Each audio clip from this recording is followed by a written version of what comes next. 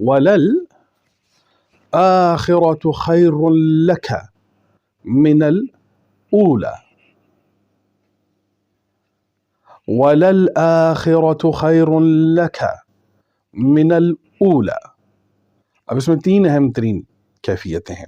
ایک تو ہے آخرت، ایک ہے خیر، ایک ہے اولا. اب یہ دیکھیں، پہلے دیکھتے ہیں کہ خیر کیا ہے اور پھر اول و آخر پہ بات کریں گے. خیر کہتے ہیں وہ عمل کہ جس کے اندر ایسی بھلائی ہے، ایسی منفعت ہے، ایسا فائدہ ہے اپنے لیے اور دوسروں کے لیے کہ جو موجود ہے اور بڑھ رہا ہے.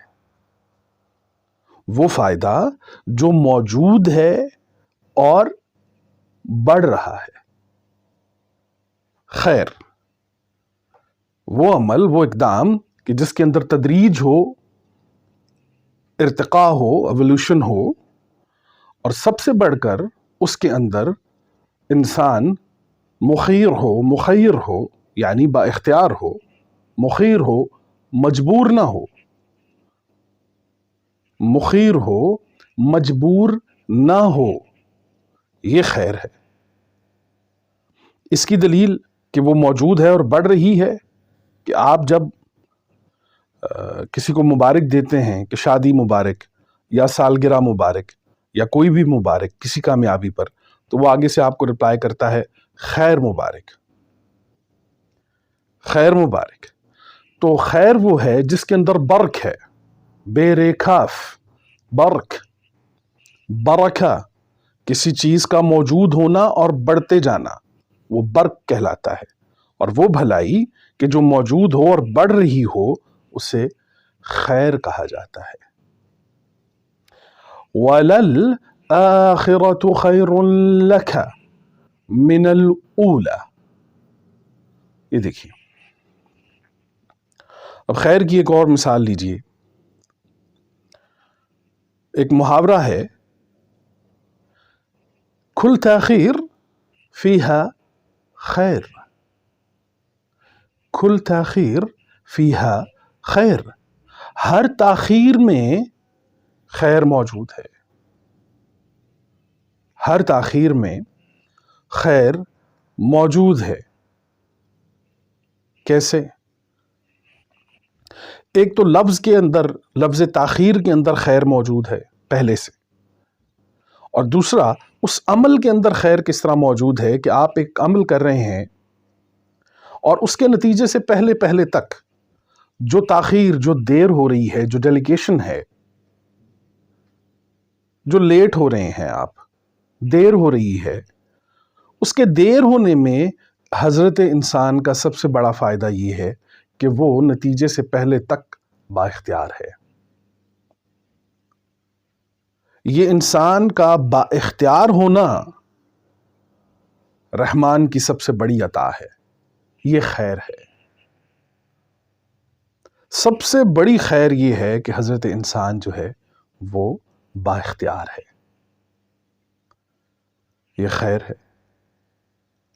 ایک اور مثال لیجئے خیر کی. ایک لفظ، دو الفاظ ہیں، پریشانی اور پشیمانی. پریشانی اور پشیمانی میں کیا فرق ہوتا ہے؟ پریشانی کسی بھی عمل کے نتیجے سے پہلے تک لاحق ہوتی ہے، اور ممکن ہے کہ اس میں سے خیر نکل آئے اور ممکن ہے کہ اس میں سے شر نکل آئے، تو آپ پریشان ہیں. لیکن اب اس میں سے شر نکلا ہے، اس کا نتیجہ اچھا نہیں نکلا، تو وہ جس پر آپ پریشان تھے اب آپ پریشان نہیں کہلائیں گے، اب آپ پشیمان کہلائیں گے. کسی بھی غلط نتیجے سے پہلے تک اگر آپ پریشان ہیں وہ خیر ہے. لیکن آپ پشیمان ہیں، اس میں آپ کا نقصان ہوا ہے، چاہے ذات کا ہو، اموال کا ہو، کسی بھی چیز کا ہو، تو پشیمانی جو ہے وہ جرم کے بعد ہوتی ہے، خطا کے بعد ہوتی ہے. تو یہ جو پریشانی ہے، جو پریشانی ہے، یہ اللہ والوں کے نزدیک خیر ہے. یہ خیر کا عمل ہے. یہ اللہ تعالیٰ کی طرف سے خیر ہے۔ تو خیر کی ڈیفینیشن جو ہے وہ یہ ہے کہ وہ عمل کہ جس میں منفعت ہو اپنے لیے، دوسروں کے لیے، اور وہ موجود ہو اور بڑھ رہی ہو، وہ خیر ہے، خیر ہے۔ اب آئیے دوسرے الفاظ، الاول والآخر، الاول والآخر۔ اچھا، اس کا ایک تو پہلے آپ یہ جان لیجئے کہ دیکھیے آیت کے اندر آیا ہے کہ وَلَلْآخِرَةُ خَيْرٌ لَكَ مِنَ الْأُولَى۔ تو عمومی طور پر جو ہمارا رویہ ہے فہم کا کہ آخرت کے مقابلے میں ہم دنیا کو لاتے ہیں، دنیا اور آخرت، لیکن قرآن کریم میں اس آیت میں قرآن کریم نے دنیا کا لفظ استعمال نہیں کیا، اولا کا لفظ استعمال ہوا ہے۔ وَلَلْآخِرَةُ خَيْرٌ لَكَ مِنَ الْأُولَى۔ تو عمومی طور پر ہمیں وہ دنیا و آخرت کا ایک ہم نے وہ جو ایک توازن رکھا ہے وہی ہمارے فہم کے اندر موجود ہے، لیکن یہاں پر اولا کا لفظ آیا ہے۔ تو پہلے تو ہم یہ جان لیں کہ اول و آخر کا جو ایک کانسیپٹ کہ وہ صفات میں بھی اللہ اول ہے و آخر ہے، تو یہ اول و آخر جو ہے وہ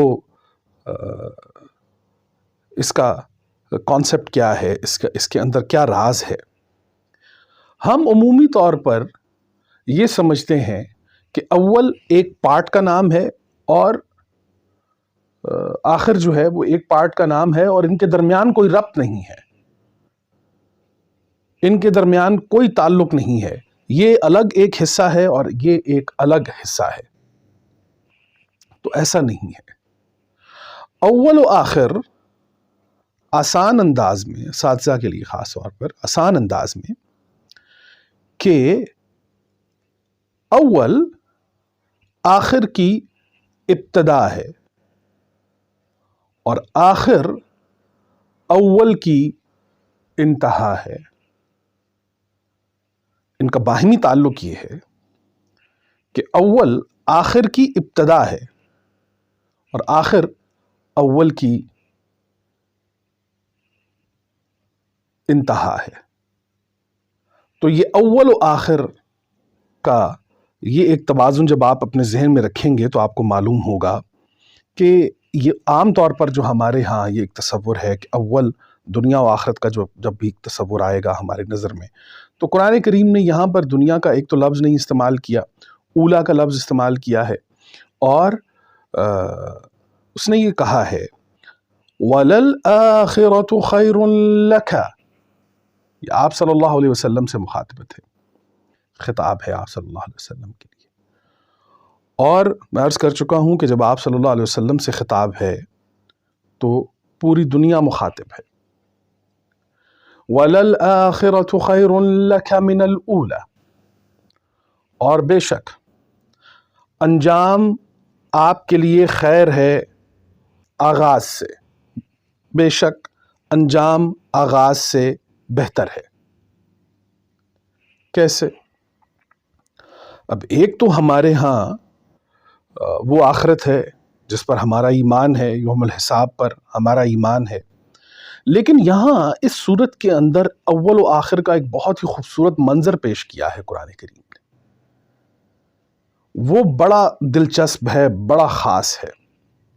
دیکھیے وَلَلْآخِرَةُ خَيْرٌ لَكَ مِنَ الْأُولَى وَلَسَوْفَ يُعْطِيكَ رَبُّكَ فَتَرْضَىٰ أَلَمْ يَجِدْكَ يَتِيمًا فَآوَىٰ وَوَجَدَكَ ضَالًّا فَهَدَىٰ وَوَجَدَكَ عَائِلًا فَأَغْنَىٰ۔ تو یہاں پر آپ کو ایک توازن دکھائی دے گا اول و آخر کا، اول و آخر کا، کہ ایک پیرامیٹر، ایک کسوٹی یہاں اس دنیا میں بھی کام کر رہی ہے کہ جس میں اولیت ہے اور آخرت ہے۔ اب ان آیات میں آپ جب چوتھی آیت سے 8ویں آیت تک آئیں گے تو آپ کو یہ اول و آخر کا ایک بڑا خوبصورت منظر قرآن کریم نے دکھایا ہے کہ مخاطب تو آپ صلی اللہ علیہ وسلم ہیں، لیکن خطاب پوری دنیا کے ساتھ ہے کہ آپ کے لیے ایک قانون پیمانہ ایک مقرر کر دیا گیا ہے، دنیا میں بھی ایک پیمانہ مقرر کر دیا گیا ہے۔ وہ کیا ہے؟ أَلَمْ يَجِدْكَ يَتِيمًا فَآوَى۔ اب یتیماً یہ اولیت ہے، فآوى یہ آخر ہے، ضالاً اولیت ہے، فہدى آخرت ہے، عائلاً اولیت ہے، فأغنى آخرت ہے۔